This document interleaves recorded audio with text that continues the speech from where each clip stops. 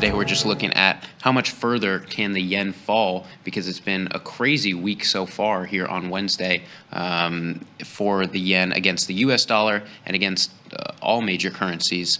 So the backdrop for this is, you nailed it, Jamal, the surprise PM election over the weekend, combined with some US dollar strength that we're seeing across other currency pairs, has surged this US dollar Japanese yen pair to near 153, hit 153 overnight, hit, I think the highest on tastyfx charts is 153.005. So really just pinned that round number and has since come off of that high. But this is now we're up 3.5% from Friday's close, which is a crazy move in these FX markets. And main thing here is just we had a surprise winner from the prime minister elections in Japan, and this new prime minister, everything she said has pointed to, fiscal stimulus, and not now markets now pricing in no further BOJ rate hikes, as they had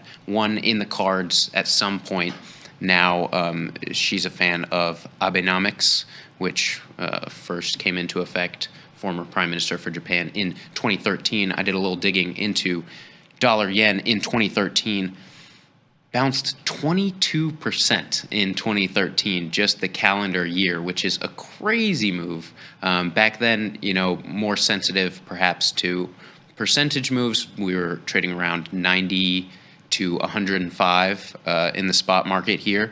Now, maybe a completely different story at highs around 153. But if you are to take that lens of similar policies enacted, then maybe there's a story there for further yen weakness.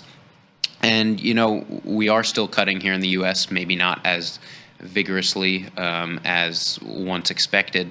But now with that kind of perceived floor in Japan rates, now that carry trade, capitalizing on long U.S. rates, short Japanese rates by going long this pair, that's very popular among retail and institutional investors. Maybe that has a little longer shelf life because even though we're coming down, we're still above 4%, right? And they're near zero. So still definitely an interest rate differential. If you go in the platform, you can see that swap offer as positive. So that's the backdrop here.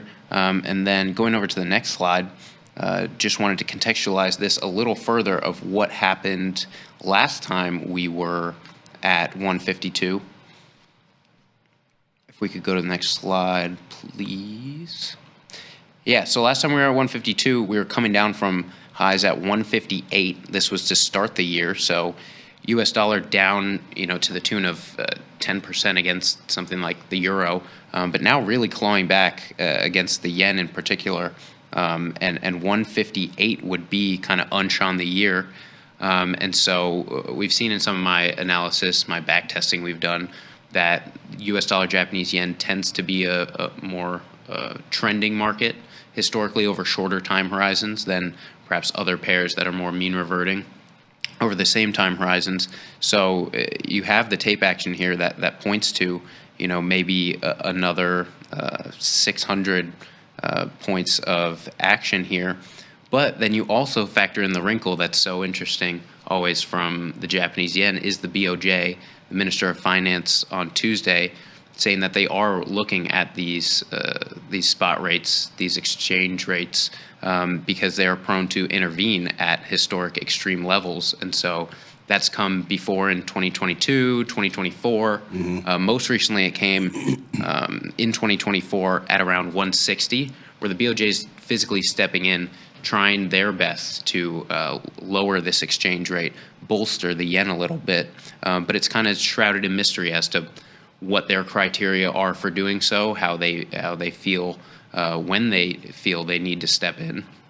Last time, I remember that they said it was more about the velocity of the move, how fast this rate was changing, as opposed to any round number price point as it relates to the U.S. dollar. But yeah, that's definitely something to factor in. Jamal, do you have any history with trading this in 2013? No, yeah. At that time, I really wasn't. I wasn't really trading currencies. I'd pay attention to them maybe if like Right. a big overnight move happened. I think there was something that happened with the Swiss franc in 2011. I can't remember what year, but yeah, I don't remember that per se. Unless it was like a big one day move. Gotcha. And really kind of All right. get my trigger.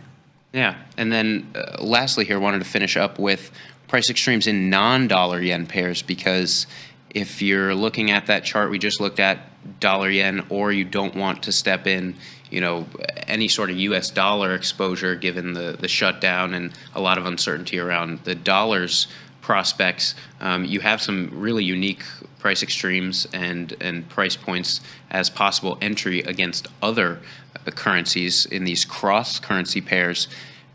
Pound yen definitely looking interesting, hitting highs back to July of 2024.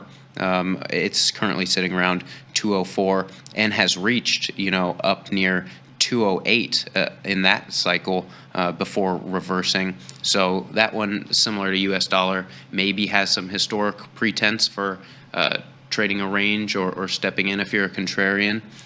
Whereas the euro Japanese yen is now at 177, and it's never been there before. Since the inception of the euro.